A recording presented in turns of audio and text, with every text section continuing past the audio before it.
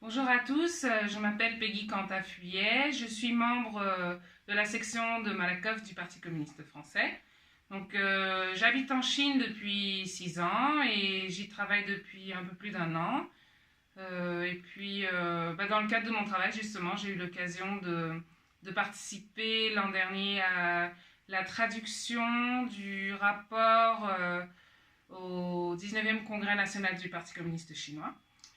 Euh, voilà, donc ça c'est pour me présenter.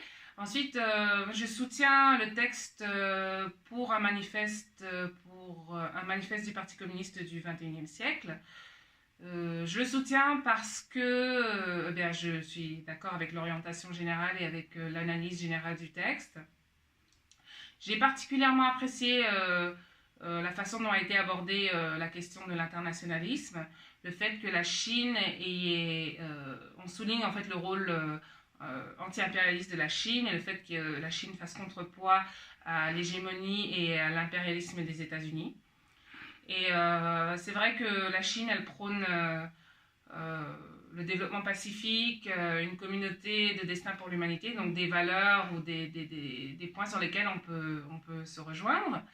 Et la Chine aujourd'hui utilise des moyens économiques pour finalement contrecarrer l'impérialisme états-unien. Et c'est vrai que c'est aujourd'hui le pays où la force principale anti-impérialiste états-unienne aujourd'hui. Hein. La Chine qui est quand même le plus grand pays socialiste, qui est dirigé par un parti communiste, le plus grand parti communiste au monde, hein, 90 millions de membres.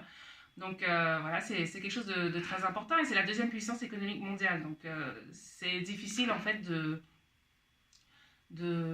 comment dire, de passer outre la Chine, quoi. Elle a vraiment un rôle très important et à mon avis c'est un allié. Voilà, c'est un allié. Et donc les moyens économiques qu'elle utilise sont par exemple des initiatives comme les nouvelles routes de la soie, comme elle participe très activement à des organisations comme les BRICS ou bien l'Organisation de coopération de Shanghai, ou bien aussi le fait qu'elle mette en place des institutions multilatérales qui font contrepoids aux institutions financières qui sont en fait sous la tutelle états-unienne comme le FMI et la Banque mondiale. Donc elle a mis en place par exemple la nouvelle banque de développement des BRICS ou bien encore la banque asiatique pour les investissements des infrastructures. Donc voilà, tout ça, en fait, ça sert finalement à donner des alternatives aussi aux pays en voie de développement et aux pays émergents qui essaient de se sortir de la tutelle états-unienne.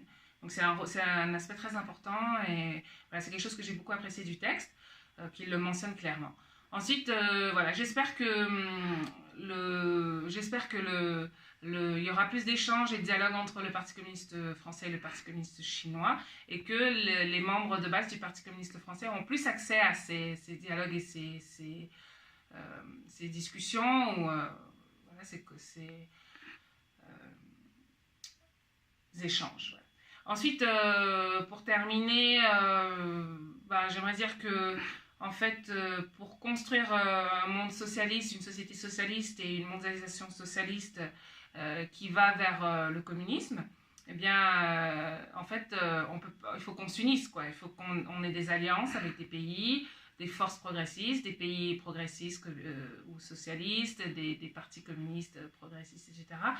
Et donc, parce que ça se fait pas seul et ça se fait pas tout seul. Voilà, c'est important. Donc la question de l'internationalisme est vraiment une question importante. Et c'est tout. En gros, c'est ce que je voulais dire. Donc, je me retrouve très bien dans le texte pour un manifeste du Parti communiste du 21e siècle. Et je vous encourage à le soutenir et à voter pour ce texte. Merci.